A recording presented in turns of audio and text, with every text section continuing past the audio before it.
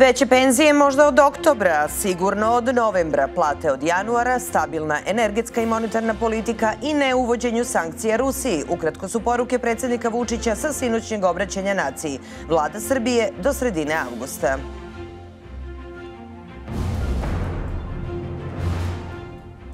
Na polovini mandata američki predsjednik Joseph Biden gubi popularnost i među demokratama. Zašto su Amerikanci nezadovoljni? Advokat Zorana Marjanovića otkrio da je sačinjen čak i fotorobot misteriozne osobe koja je 2. aprila 2016. bila na nasipu. Nakon donesene presude počeli su da se javljaju razni ljudi sa novim detaljima za koje odbrana nije znala da postoje, tvrdi advokat Aleksandar Zarić. Crnogorski premijer Dritan Abazović naglasio da još uvijek nije ugovoren datum potpisivanja temeljnog ugovora sa Srpskom pravoslavnom crkvom, ali da je to proces koji je doveden do kraja. Svako brani svoje interese i svoje stavove. Ništa novo nisam čuo u komentarima temeljnog ugovora.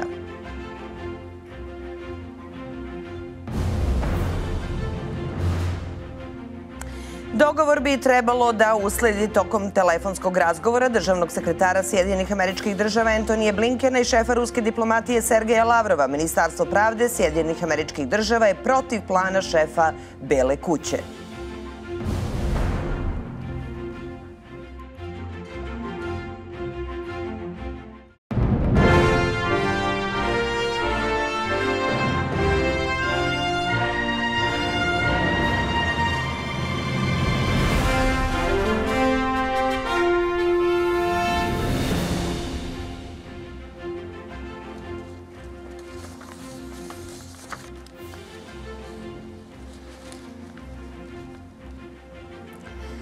Dobro jutro. Dobrodošli i u današnju redakciju. Danas je petak, 29. jul. Ja sam Snežana Petrović, a vi nas pratite sve do 10 časova i u naredna 3 sata. Sve ono najaktuelnije, najzanimljivije iz Srbije i sveta sa mnogo gostiju.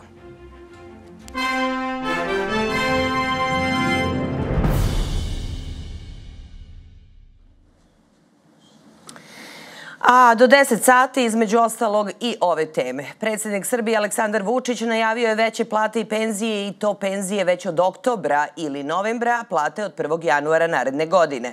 U sinoćnoj emisiji na televiziji Pink govorio je o predstojećih 8 teških meseci za Srbiju, o gasnim rezervama, regionalnim potencijalima u razmeni električne energije i stabilnoj monetarnoj politici Srbije.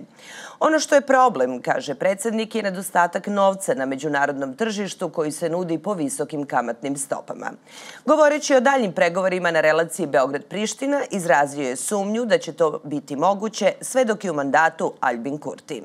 Neizbežna tema razgovora bila je i nemogućnost odlaska u Jasenovac, ali i važnost izgradnje dobrih odnosa sa Bošnjacima i Hrvatima.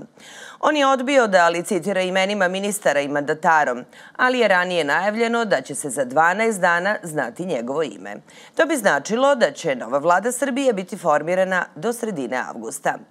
Vučić je ranije komentarisao spekulacije koje su se pojavile u medijima da će novi mandatar biti ministar finansija Siniša Mali. Napisali su, pošto im je to javio jedan član vlade koji je mislio da bi on trebalo da bude predsjednik vlade, pa je javio njima da objave biće Siniša, jer je u Siniši video najveću konkurenciju, pa su napisali Siniša već piše ekspoze, a Siniša mi sa bazena šalje fotografiju i kaže pogledaj kako mi je dobar ekspoze. A lider socijalista Ivica Dačić kaže da imaju predlog za jednog od potpredsednika Skupštine Srbije. Ja mogu da vam kažem šta je predlog grupe poslanika i budućih poslaničkih klubova do kojeg smo mi došli. Dakle, naš predlog je da jedan od opozicionih potpredsednika parlamenta bude Zoran Lutovac i oko toga se 35 poslanika složilo. A Viši sud u Beogradu osudio je Zorana Marjanovića na 40 godina zatvora zbog teškog ubistva supruge Jelene Marjanović 2. aprila 2016. godine u Borči. Prvostepenu presudu je petočlano sudsko veće donelo jednoglasno. Telo pevačice Jelene Marjanović, podsjetit ćemo, pronađeno je na nasipu u Borči 3. aprila 2016. Dan ranije Zoran Marjanović prijavio je njen nestanak, tvrdeći da su bili zajedno, da je ona otišla da džogira i da se nije vratila. Kroz godinu dana Marjanović je uhapšen zbog sumnje da je počinio taj zločin. Nakon izricanja sudske presude, Marjanović je uhapšen u Borči i odveden u pritvor centralnog zatvora. Sada odbrana Zorana Marjanovića tvrdi da im se javljaju novi svedoci. Najbitniji svedok za ceo slučaj može biti žena koja je prema njihovim navodima istog dana prijavila da je prati osoba u crnoj kožnoj jakni, dok je prilikom prijave napravljen i fotorobot. Od momenta izricanja prvostepene presude odbrana Zorana Marjanovića izrazila je nezadovoljstvo presudom i najavila žalbu, ali uz pojavu novih svedoka postoji mogućnost da slučaj bude vraćen na ponovno postupanje i da se novi svedoci ispitaju. A temeljni ugovor sa Srpskom pravoslavnom crkvom mogao bi biti potpisan u avgustu, nakon što svi još jednom dostave mišljenje o tom dokumentu. To je izjavio crnogorski premijer Dritan Abazović, komentarišući izjavu mitropolita Joanikija da nisu prihvatljive izmene ugovora sa Srpskom pravoslavnom crkvom. Abazović je naveo da se vlada Crne Gore odlučila za inkluzivan pristup u procesu potpisivanja temeljnog ugovora. Komisija koja bi se bavila tim aktom, kako navodi, nije profunkcionisala jer su 3 člana koje je predložio predsjednik Crne Gore odbila da učestvuju u radu. Abazović je rekao novinarima da u tom slučaju princip švedskog stola ne može da funkcioniše. On je naveo da su već dobili pisane komentare na temeljni ugovor Akcije za ljudska prava, a da imaju najave da će to učiniti i neki drugi članovi komisije. Abazović je ponovio i da misli da temeljni ugovor nije toliko važno pitanje. On je rekao da ne stoji priča da taj ugovor nije u skladu sa Ustavom i dodao da uvek ostaje mogućnost da se to na sudu i proveri. Holandski istražitelji intenzivno tragaju za osumnjičenom petorkom, koja je maskirana upala na sajam umetnosti i antikviteta Tefaf, izvršila oružanu pljačku i odnela poseban žuti dijamant, a sva sumnja pada na Pink Pantere sa Balkana, prenosi RTL News. Pljačka se inače dogodila 29. juna u jutarnjim časovima na veoma posećenom sajmu umetnosti, ali i dalje je u fokusu holandskih istražitelja, koji danonoćno rade na pronalasku počinioca. Istražitelji imaju određena saznanja koje im ukazuju na to da su ovu akciju izveli Srbi. Celokupnu akciju profesionalno su organizovali, pa im nisu smetali ni obezbeđenje, ni kamere, kao ni posetioci sajma, prenose holandski mediji. Ono što je veoma zanimljivo jeste i to da su Pink Pantheri tokom ove spektakularne pljačke bili maskirani, tako da su izgledali kao likovi iz popularne britanske kriminalističke serije Birminghamska banda. Prelazimo i na vesti iz Ukrajine. 156. dan je rata u Ukrajini. Kijev navodi da su eksplozije odjeknule u predgrađu prestonice i da su granatirani Nikolajev, Harkov i Černigovska oblast. Nastavljaju se borbe u Hersonskoj oblasti. Ruska vojska tvrdi da je preuzela kontrolu nad najvećom termoelektranom u Donbasu, Ugljegorskom. Austrijski kancelar Karl Nehammer kritikovao je sporost Evropske komisije u vezi sa zajedničkom nabavkom gasa, a mađarski premijer Viktor Orban doveo je u pitanje svrsishodnost sankcija Evropske unije prema Rusiji. Orban je kritikovao strategiju sankcija Evropske unije protiv Rusije kao sredstvo za okončanje rata u Ukrajini. On je upozorio na opasnost ratne privrede i recesije. Parlament u Ukrajini usvojio je zakon kojim se izjednačavaju prava poljskih državljana sa onima koji uživaju državljani Ukrajine, izjavio je poslanik Rade Jaroslav Železnjak. Na osnovu tog zakona Poljaci će 1,5 godine moći legalno da borave u Ukrajini bez posebnih dozvola i da tokom boravka uživaju sva prava i slobode koje imaju i državljani Ukrajine. A nova anketa CNN-a pokazuje da čak 75% demokratskih i demokratski orijentisanih glasača želi da stranka na izborima 2024. nominuje nekog drugog, a ne trenutnog predsjednika Joea Bidena. Anketa je usledila pošto je Bidenov rejting i dalje nizak i većina Amerikanaca je nezadovoljna stanjem u zemlji i ekonomiji. Bivši predsjednik Sjedinjenih Američkih Država Donald Trump izjavio je u Vašingtonu da su se Sjedinjene Američke Države nagomilale probleme, uključujući porast kriminala, korupciju u obrazovnom sistemu, birokratiju, visoku inflaciju i priliv migranata. S tim u vezi Trump je obećao da će nastaviti svoje političke aktivnosti, uprkos težnjama korumpiranog državnog aparata da ga spreči. Inače, američka ekonomija je ponovo zabeležila pad i to u poslednja 3 meseca za redom, zbog čega je još uvek nezvanično oglašen alarm da sledi recesija. Loše vesti biće veliki udarac za Bajdenovu administraciju, dok se priprema za tešku izbornu sezonu na sredini mandata. Zvaničnici Bele kuće pokušali su da suzbiju razgovore o recesiji, tvrdeći da su mnogi delovi ekonomije i dalje jaki. A Jelena Krstić, stara 82 godine iz sela Strugari, nakon pada 8. juna ove godine, mesec dana živela je agoniju jer je iz bolnice otpuštena sa naprslim kukom uz zaključak da joj nije ništa i da miruje kod kuće i stavlja hladne obloge, tvrde ona i njen sin Zoran Krstić, zbog čega planiraju da pravdu potraže čak i na sudu. Naime, nakon pada u kupatilu, hitna pomoć odvezla je u urgentni centar Jelenu u Kragujevcu na odeljenje ortopedije. Tamo joj je posle RTG snimka rečeno da se samo ugruvala. Prema dokumentaciji navodi se da je urađen RTG karlice sa kukovima i kao zaključak navedeno bez sigurnih znakova sveže koštane lezije. Posle mesec dana neprekidnih bolova sin je dovezao u Beograd po drugo mišljenje. Na Institutu za ortopediju Banjica ustanovljeno je naprsnuće koje lekari iz Kragujevca nisu videli. Šta se dalje dešavalo, saznaćete u našoj emisiji posle 9 časova. A evo i vesti koje su obeležile dan za nama iz Crne hronike. Dežurni zamenik prvog osnovnog javnog tužioca u Beogradu odredio je zadržavanje do 48 sati BM koji se sumnjiči za prevaru. Prema nezvaničnim informacijama, on je iskorišćavao lakomislenost građana da bi im uzeo novac. Na jednom snimku na Instagramu objavljeno je kako on zove na fiksni telefon najčešće penzionere i lažno im obećava paket, ali zahteva od njih da plate poštarinu. Navodno, u pakete je umesto obećane robe stavljao brašno i za to im naplaćivao i do nekoliko hiljada dinara. Snimak uhapšenog navodno je napravljen ispred jedne zgrade u strogom centru Beograda. A policija je prema saopštenju MUP-a od osumnjičenog Aleksandra Jandrića zaplenila 3 stana u Beogradu i jedno garažno mesto. Kako Blic prenosi, reč je o 2 stana u ulici Antifašističke borbe, jedan super luksuzni na 22. spratu ekskluzivne kule Beogradu koji je imao i garažno mesto koje je takođe zaplenjeno. Jandrić je uhapšen i nalazi se u pritvoru.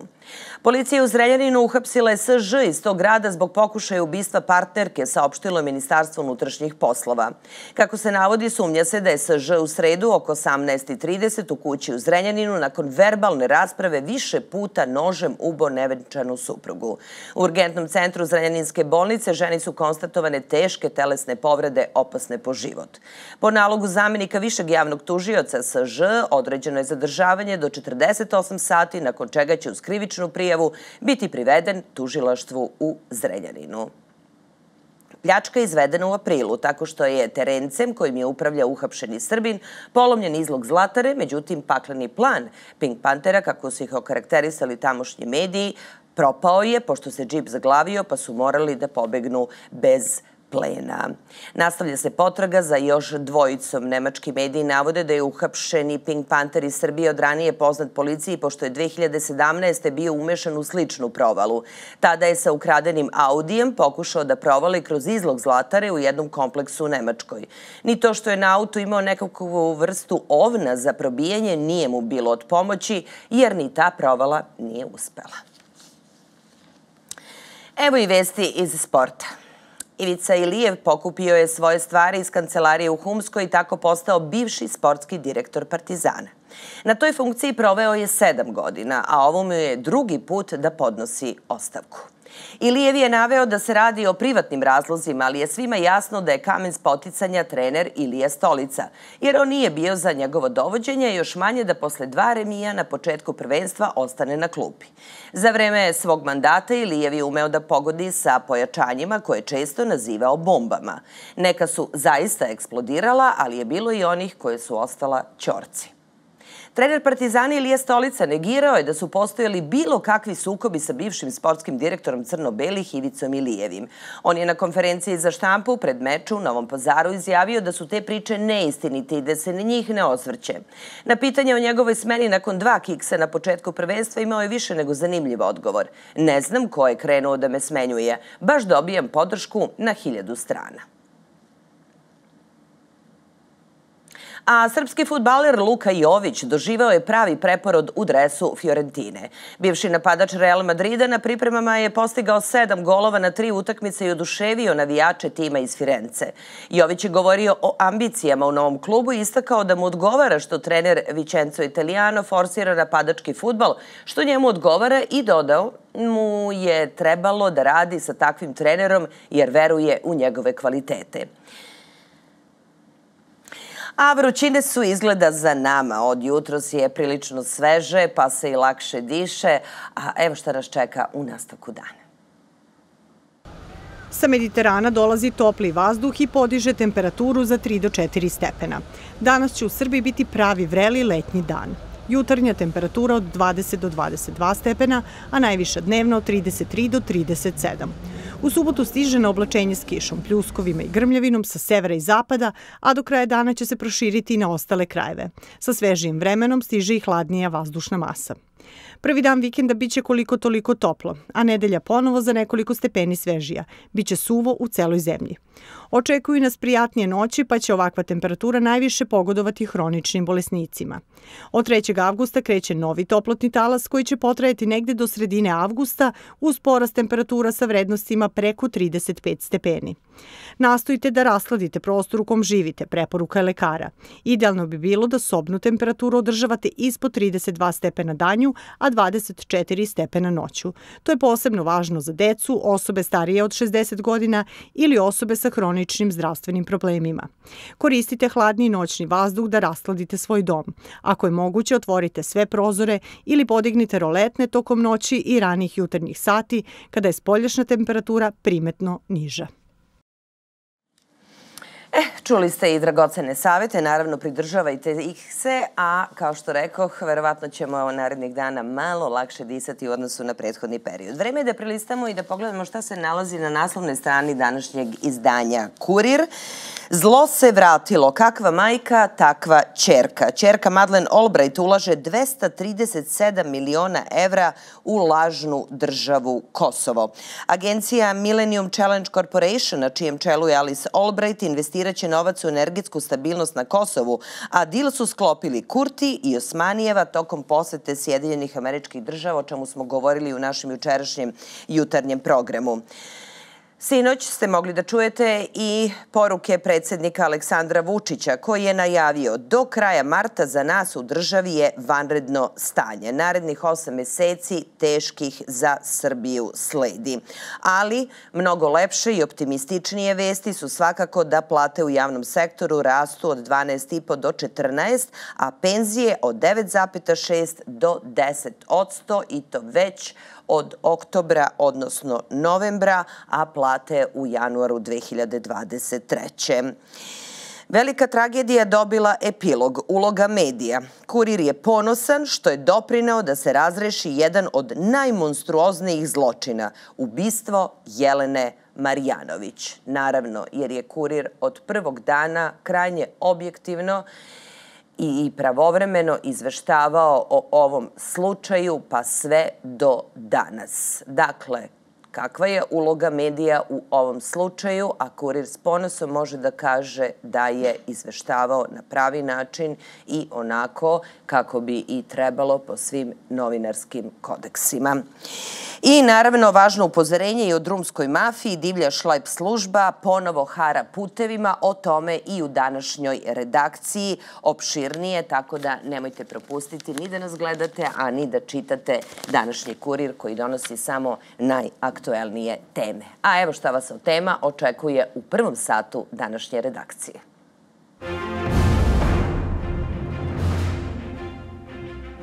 Da li zbog loše politike Biden gubi podršku članova svoje stranke?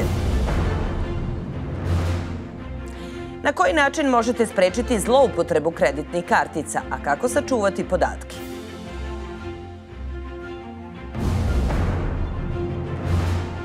Verifikacija mandata narodnih poslanika, prva tačka dnevnog reda Skupštine parlamenta u ponedeljak.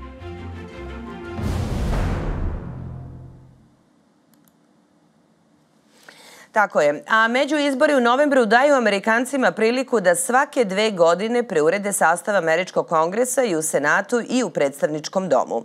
Tada se 1/3 od 100 senatora koji služe 6-godišnji mandat i svih 435 članova predstavničkog doma sa mandatom od 2 godine kandiduju za nove izbore.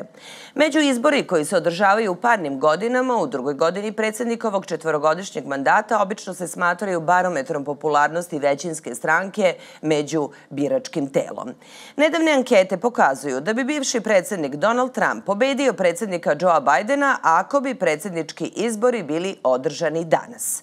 Uprkos višegodišnjim naporima Demokratske stranke da Trumpovu pobedu poveže sa upletenošću ruskog predsjednika Putina, čini se da Biden gubi popularnost i među svojim tradicionalnim simpatizerima. A da ovo znači da je vreme za penziju Joea Bidena, da li je tako, pitamo naše kolegu novinara Antonija Kovačevića iz Srbija Njuza. Dobro jutro, Antonije. Čujemo se i vidimo. Dobro jutro vama i dobro jutro vašim gledalcima. Pa, vi ste najavili penziju, neki su spremni da tu penziju vide i pre 2024. godine kada ističe mandat gospodinu Bidenu. Na prvi pogled je jasno da gospodin Biden više nije u stanju da vodi zemlju na način na koji bi trebalo, da čovjek prosto takvih zdravstvenih problema nije u potpunosti spreman da preuzme kontrolu nad najvećom svetskom silom. Sad, Amerikanci su praktični ljudi, oni jesu skloni da veruju u bajke i obećanja, ali će na kraju dana uvek pogledati novčanik i od toga će zavisiti da li će vas voleti i dalje ili ne. Od Bidenovih predizbornih obećanja građani nisu videli praktično ništa. On je obećao da će ujediniti zemlju, to se očigledno nije desilo. Obećao je prosperitet kroz parolu Build Back Better, bolje poslove, čisto obnovljivu energiju, smanjenje zagađenja. Ništa od tih njegovih predizbornih obećanja se nije dogodilo. Naprotiv, Amerikanci su preživeli katastrofu u Afganistanu, desio se i rat u Ukrajini gde oni nisu adekvatno reagovali da bi ga sprečili, a da se vratimo na ono osnovno, Amerikanci danas imaju manje novca nego što su imali pre 2 godine, ovde je sve poskupelo i dalje poskupljuje. Ako žele nešto da kupe, Amerikanci će morati da izdvoje više novca. Ako žele da kupe neku nekretninu, kamate su ovih dana dostigle rekordne razmere i brojke. Kamate na stambene kredite su prešle cifru od 7%, što bi sve zajedno i ukupno gledano moglo lako da dovede do toga da demokrate izgube Belu kuću na izborima 2024. godine. Zašto kažem demokrate? Zato što velika većina analitičara američkih, barem onih ozbiljnih, uopšte ne veruje u to da će Joe Biden ponovo biti kandidat demokrata na izborima. Oni smatraju da prosto stranka neće smeti da ide sa takvim rizikom i da se usudi da kandiduje čoveka u takvog zdravstvenog stanja na izborima za 2 godine. Da li to znači, Antonije, da je Biden poprilično izgubio na popularnosti kod građana i da je ovde možda već i jasan pre tih izbora epilog? Biden jeste izgubio poverenje građana zbog svega onoga što sam naveo. Taj epilog ćemo morati da sačekamo. Ovi izbori koje ćemo videti u novembru jesu nekakav lakmus papir koji će pokazati raspoloženje naroda. Očekuje se da ti izbori bi mogli da dovedu, ako ništa drugo, ono barem do nekakvog balansa vlasti, pre svega zakonodavne i izvršne. Demokrate trenutno imaju prevlast u Kongresu, tu prevlast bi, barem onako kako kažu prognoze, mogli da izgube, a također u Senatu gde su trenutno pata karte, očekuje se da bi možda republikanci mogli da prevladaju i negde na taj način od tamo sledeće godine, od početka sledeće godine uspostave nekakvu kontrolu i nekakav pritisak na kabinet predsjednika Bajdena i na Belu kuću i da kažem, uspostave nekakav balans vlasti. Sad, do izbora imamo još nekoliko meseci, ne može se ništa sa sigurnošću tvrditi. Tradicija kaže i istorija nam govori da su ratni predsjednici bili ti koji su odnosili pobede na izborima. Da li će Bajdenova administracija se odlučiti u narednih nekoliko meseci na takav nekakav korak, da li će otvoriti neki novi front ili će možda odlučiti da nekakav direktniji i žešći način podrži recimo Ukrajinu u ratu sa Rusijom, to ćemo videti. Kažem, tradicija i istorija nam to govore, da li će i ova administracija poći za tom logikom, ostaje nam da vidimo u narednih nekoliko meseci. Ostaje da vidimo, naravno, ali samo pre nego što se oprostimo da vas pitam, kakvi su izgledi sada za Donalda Trumpa? Da li je tačno da njemu sada građani bivaju naklonjeniji i da su njegove mnoge izjave koje je davao tokom Bajdenove vladavine se ispostavile sada negde i tačnim? Pa, u svakom slučaju da negde sve ono što je bivši predsjednik Trump govorio, neću reći sve, ali dobra većina tih stvari se obistinila. U svakom slučaju da je on u nekoj vrsti prednosti, ali postavlja se pitanje da li je i Trump najbolji izbor kada govorimo o kandidatima za Republikansku partiju i pored velikog uticaja koji ima u javnosti i velikog broja, da kažem, vrlo fanatičnih birača koji stoje iza njega, postavlja se pitanje da li će čovek u poznim i da kažem, više nego zrelim godinama biti neko ko će povesti Ameriku dalje. To je sada pitanje koje mnogi analitičari procenjuju, da li je bolja opcija za Republikansku partiju da Donald Trump bude samo onaj ko će iz pozadine i senke podržati nekog mlađeg kandidata koji bi mogao da trči trku. Sve manje je onih koji veruju da ćemo imati sudar penzionera titana na izborima 2024. godine. Tačnije da će i jedna i druga partija pokušati da kalkulišu i da će možda ubaciti neke svežije snage u tu predizbornu trku. Da, svežije snage... To ćemo tek vidjeti. Upravo je to možda šlagvort za samo još jedno pitanje, jer mi dajete tako šlagvort svojim odgovorima. Kako se u Americi tumači Trumpova izjava da glavna pretnja Sjedinjenim Američkim Državama dolazi iznutra, zbog čega zemlja može da ponovi sudbinu negde Sovjetskog saveza, Venecuele ili recimo Kube? Pa, tumači je svako na onaj način na koji njegova politika diktira. Naravno da demokrate na takvu retoriku Trumpovu obično imaju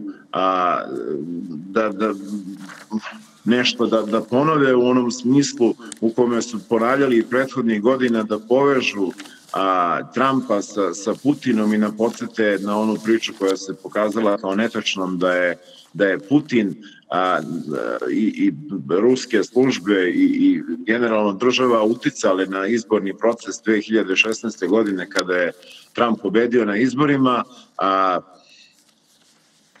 Ono što gledamo svakodnevno ide u prilog onoga što Trump govori, da Amerika je postala zemlja u kojoj se dosta toga odlučuje u kabinetima, da bi se kasnije ta politika sprovodila u medijima.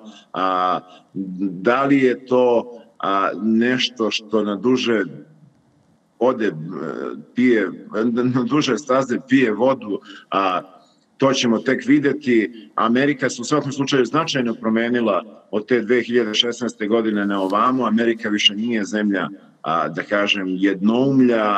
Amerika, neko će reći da je danas zemlja konflikta, ali je u svakom slučaju zemlja sučeljenih mišljenja u kojoj više ne postoji toliko mnogo tabu tema, tako da tlo koje je ostavio Trump iza sebe je rodilo plodno i danas je veliki broj ljudi koji ne veruju a priori onome što čuju na CNN-u i drugim medijskim servisima. Mnogo je onih i mnogo je naravno i medijskih poslanika koji danas iznose neku svoju istinu ili verziju istine preko raznih kanala, preko društvenih mreža, tako da je to ostalo jedno otvoreno polje na kome se sučeljavaju konstantno mišljenja i svako otprilike ima gde da pronađe sebe, ja bih rekao, u današnjoj Americi, tako da nije više moguće ono što je bilo moguće do pre samo nekoliko godina. Tako da će Amerika imati na osnovu čega, ja verujem, da odluči kako na ovim izborima, tako i na predstojećim predsjedničkim izborima 2024. godine. Hvala mnogo, Antonije, na ovom uključenju i iscrpnom izveštaju. Veliki pozdrav, naravno čujemo se mi i uskoro, a mi prelazimo na domaće teme. I ovde slede koristi neki savjeti. Jednom Beograđaninu nakon gubitka novčanika nepoznata osoba potrošila je 700 evra sa bankovnih kartica. Plaćanje je vršeno preko interneta, a nepoznato lice je za taj novac kupovalo kriptovalute i videoigrice. Ovo međutim nije redak slučaj, a odgovor na pitanje ko snosi odgovornost za zloupotrebu kartica pokušat će jutros da dobije i naš kolega Predrag Žambok. Predraže, dobro jutro. Dobro jutro svima u studiju, dobro jutro svima koji nas gledate. Kreditne i platne kartice koliko su tu da nam pomognu, često mogu da nam naprave pakao od života. Bezkontaktno plaćanje jeste nešto što je najefikasnije, a to je ono kada samo prislonimo karticu na aparat i skine nam novac i to je super, zaista efikasno. Ne bakćemo se sa kešom, ne bakćemo se sa čekanjem da nam kasirka vrati kusur, ali može da nam napravi pakao od života kada nam neko ukrade kreditnu ili platnu karticu, jer mi dok pozovemo banku da nam blokira istu, neko već može da pazari solidnu robu, a da li smo mi krivi u tom slučaju ili je ipak dokazivo da nam je neko drugi zloupotrebio karticu, reći će nam Dejan Gavrilović iz Efektive. Dobro jutro. Dobro jutro. Pa ovako, dakle, po zakonu o platnim uslugama definisano je da svu štetu nastalu zloupotrebom platne kartice, kreditne kartice, u iznosu preko 3000 dinara snosi banka. Dakle, do 3000 dinara štetu snosi klijent, preko toga snosi banka. Obaveza dokazivanja eventualne zloupotrebe je na samoj banci. Dakle, banka je u obavezi da obešteti dužnika, a ako sumnja da je možda dužnik u dogovoru sa nekim zloupotrebio karticu i na taj način naneo štetu banci, ona to u naknadnom postupku ima mogućnost da dokazuje i da traži obeštećenje od dužnika. Zloupotrebe kartice su na razne načine, dakle od one fizičke prevare putem bankomata kada se skidaju raznim tehnikama, skida se kod, skida se onaj magnetni čitač, pa se ta kartica duplira, nakon toga se skidaju, podiže novac sa bankomata ili se dešava često da klijenti ostavljaju svoje podatke na raznim internet sajtovima, ponudama, klikću, ukucavaju brojeve kartice i tako dalje, kada takođe dolazi do zloupotrebe. Ono što klijent treba da uradi čim otkrije, dakle, da novac odlazi sa računa ne njegovom voljom, dakle, da obavesti samu banku kako bi ona izvršila blokadu kartice, dakle, kako bi se sprečio dalji odliv novca, a nakon toga on podnosi i zahtev za obeštećenje. Čest slučaj je da klijent banke obično ima i PIN kod zajedno sa karticom. Je li tada banka snosi troškove ili je to dokazana krivica?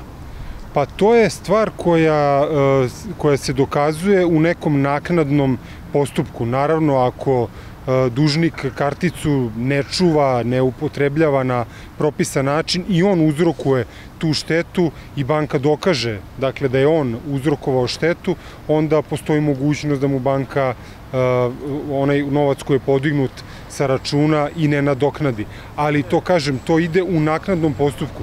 Ono što se redovno dešava kod nas, imamo česte žalbe na to je da banke ne žele da isplate, da nadoknade tu štetu u iznosu od preko 3000 dinara, nego upućuju dužnika na policiju, na podnošenje krivične prijave i tako dalje. Dakle, zakonom o platnim uslugama propisano je da banka odmah obešteti dužnika, a da eventualni teret dokazivanja zloupotrebe od strane samog dužnika banka može ostvariti u nekom naknadnom postupku. Hvala vam.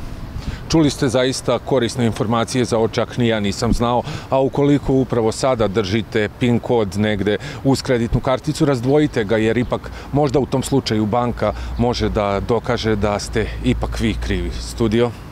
Hvala ti mnogo, Predraže, na ovim korisnim savjetima. Mi prelazimo na političke teme. Predsjednik Skupštine Srbije Ivica Dačić zakazao je konstitutivnu sednicu na kojoj će se verifikovati mandati narodnih poslanika koji će se naći u Skupštini. Prema najavama predsjednika Srbije Aleksandra Vučića, ubrzo će biti imenovan i mandatar, a nakon toga formirana i vlada. Predsjednik Skupštine Srbije Ivica Dačić sazvao je za ponedeljak 1. avgusta sednicu 13. saziva parlamenta sa početkom u 10 časova. Na prvoj sednici trebalo bi da budu potvrđeni mandati narodnih poslanika, kao i izabrani predsjednik Narodne skupštine, potpredsjednik, a potom sledi imenovanje generalnog sekretara Narodne skupštine, izbor članova radnih tela i izbor članova stalnih parlamentarnih delegacija u međunarodnim institucijama. Predsjednik Aleksandar Vučić rekao je da će za oko 12 dana znati ime mandatara koji će sastaviti vladu, nakon čega će vlada biti brzo formirana. Sednica predsjedništva Srpske napredne stranke biće održana u subotu, a na sednici će biti reči o kadrovskim rešenjima koje će SNS predložiti za Skupštinu Srbije, ali i vladu Srbije. Govorimo na ovu temu, ali još važnije dajemo osvrt na sinoćnje izjave i gostovanja predsjednika Srbije Aleksandra Vučića na televiziji Pink. Upravo to u narednim minutima sa izvršnim direktorom Centra za odgovorne medije i političkim analitičarom Markom Matićem. Dobro jutro i dobro nam došli. Dobro jutro.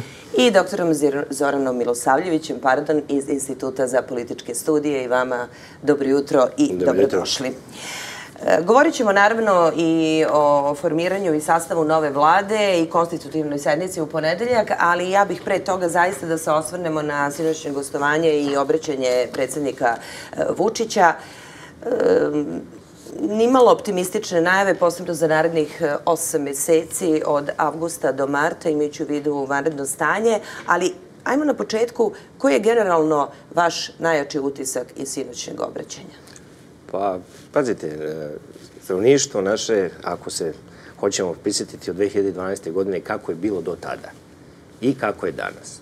Dakle, bez nekog velike pompe, hvalisanja i tako dalje, ali činjenično stanje pokazuje koji su rezultati tu i oni su vidljivi, jasni, opipljivi.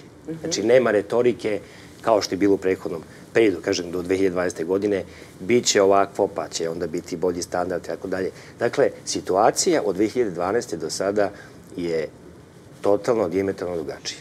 I to se može vidjeti. I ono što su birači, ali kažemo tako, želi, oni su to i dobili. I zato je i rezultat koji je bio prosto podrška naroda u punom, kažemo onako, punom kapacitetu. Sve ovo što je retorički bilo za nekih drugih strana, uz dužno poštovanje svih političkih aktera, tako, jednostavno narod je rekao svoje.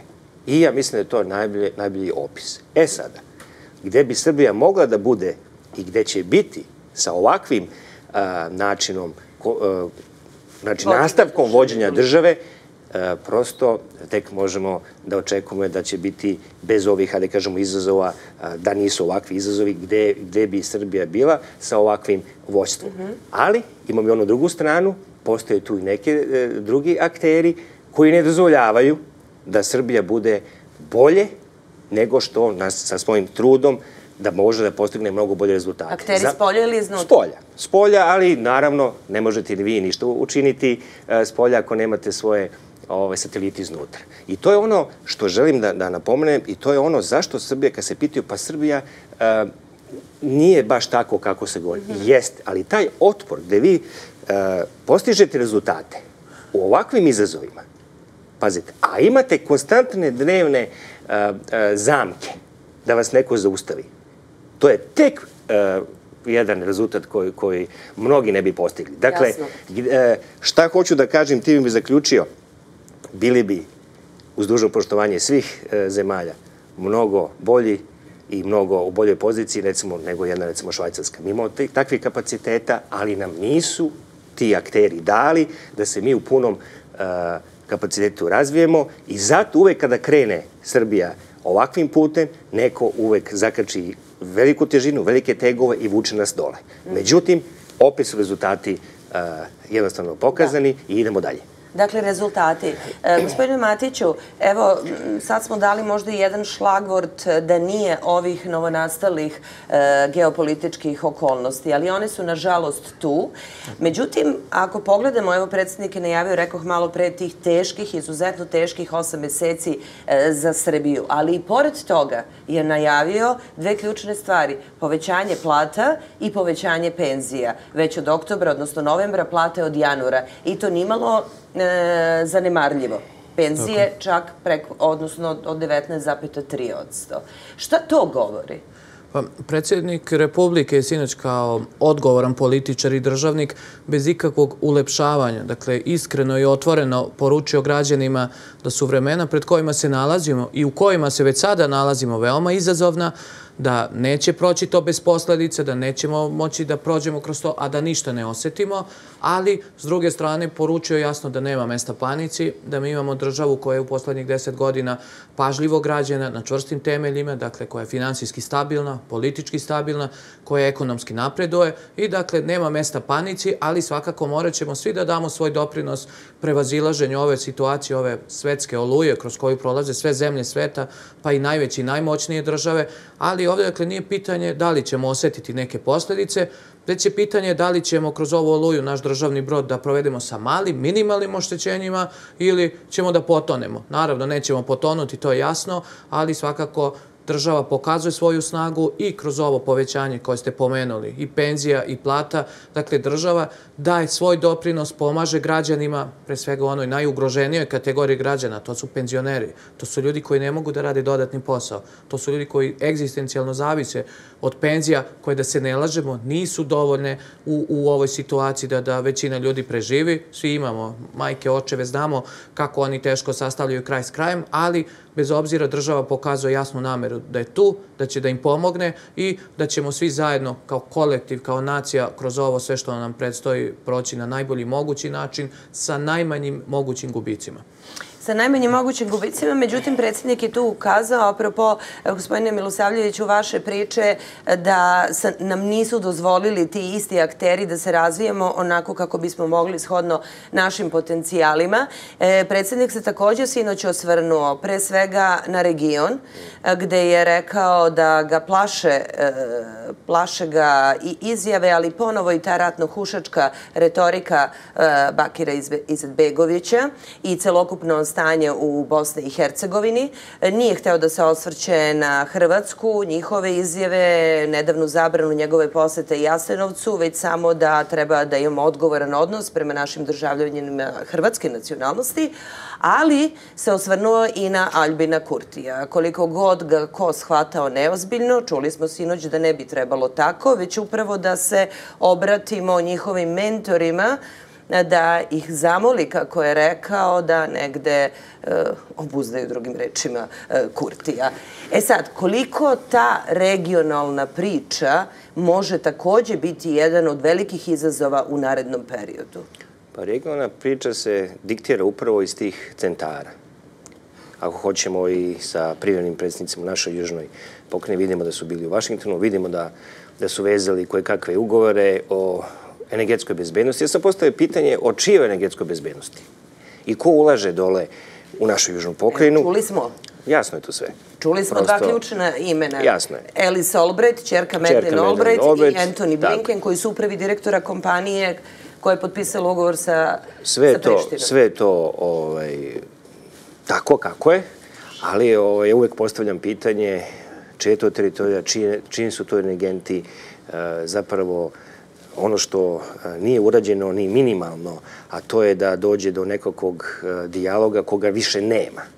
Dakle, i čuli smo da su dobili određena mišljenja, da li je to tako, vidjet ćemo, znači da se zajednica srpskih opština više, ja ne znam koliko smo puta tu temu iscrpeli, da li će nešto po tom pitanju uraditi, ajde vidimo i to, i da jednostavno s te strane sve što je ono obavezujuće bilo, da li će se to ispuniti. Moje lično mišljenje dok je dole ovaka garnitura predstavnika, da tu je mrka kapa.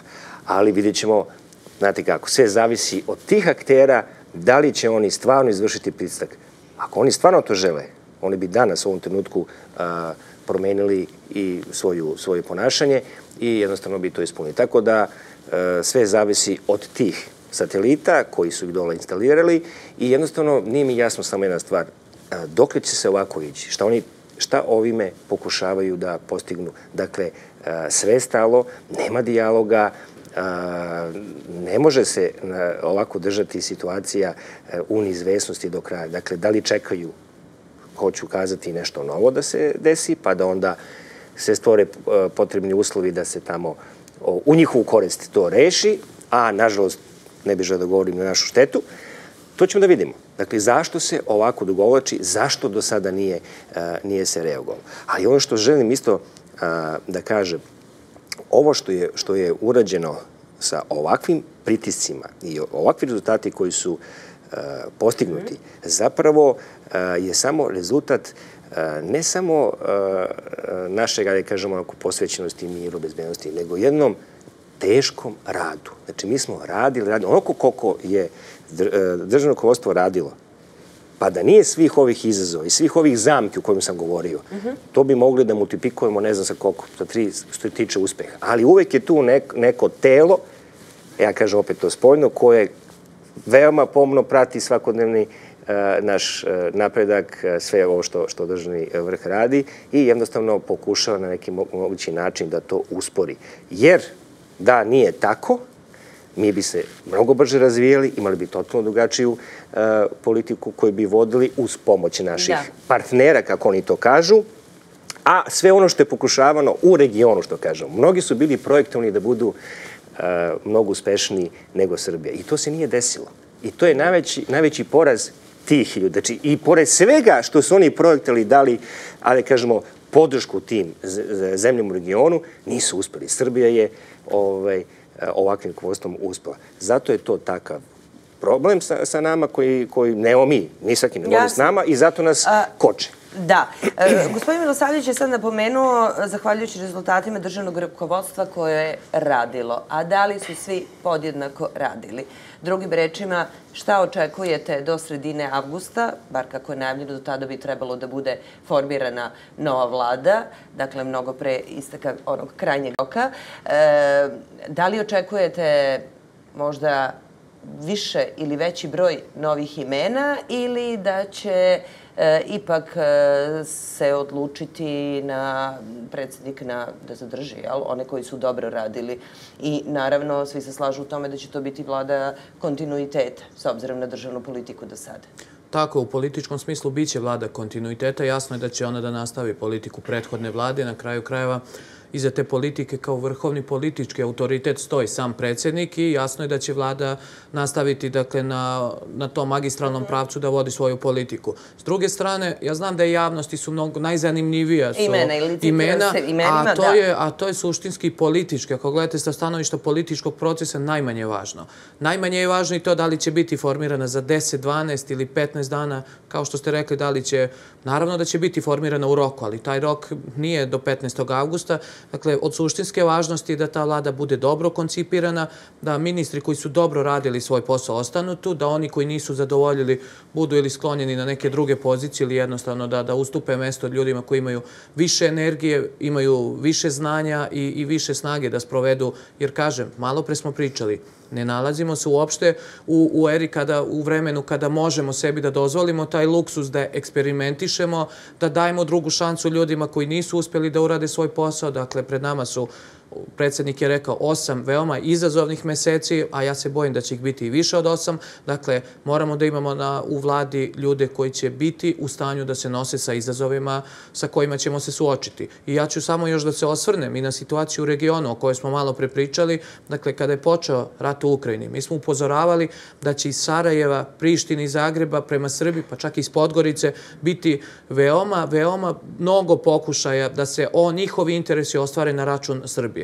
Dakle, moramo da budemo veoma oprezni, odmereni, da čuvamo mir i stabilnost maksimalno koliko budemo mogli, da ne nasedamo na provokacije kojih već imamo na dnevnom nivou. Dakle, se pojavljuju poput ovoga što Izetbegović pričao, poput ovoga što radi Albin Kurti svakodnevno. Dakle, moramo da budemo veoma oprezni i u pristupu regionalnim pitanjima, da im ne damo nikakav povod za koji bi mogli da iskoriste da se namire na naš račun, preko naših leđa da ostvare neke svoje interese, a sa druge strane moramo da čuvamo unutrašnju stabilnost, da održimo ekonomski rast koliko god da je to moguće u postojećim okolnostima, makar kao kad je bila korona, dakle kad je ceo svet imao ekonomski pad, Srbija imala minimalni pad, makar dakle da zadržimo minimalni rast koliko je maksimalno mogući u ovoj situaciji, a sa druge strane to će zaista zahtevati veliku odgovornost i veliko angažovanje kabineta koji će biti sastavljen. Nije važno da li će to biti za 15 ili 20 dana. Da, upravo taj ekonomski aspekt, to se stalno ističe i naglašava, kao što je sinoć i predsjednik Vučić pominjao rezultate i stabilnu monetarnu politiku i fiskalnu stabilizaciju. Sve to, ali samo sada kada ste pomenuli Ukrajinu, kratko na kraju, sinoć je predsjednik jasno rekao da on preuzima svu odgovornost za neuvođenje sankcija Rusiji, iako se veliki procenat građana slaže sa tom odlukom, dakle da se ne uvedu. Da li, apropo toga, očekujete još jače, još žešće pritiske sa zapada u narednim mesecima? Neće biti tu ništa novo. Neće biti novo, da li će biti ništa novo još jači? što se tiče pritisaka. Pa moramo da očekujemo takve pritiske. Da li će biti, vidjet ćemo. Znači, znate kako, mi smo uvek, nažalost, po ko zna koji put govorim, pripremljeni za najgori mogući scenarij. Da će biti i najgore. Ako ne bude najgore, je odlično.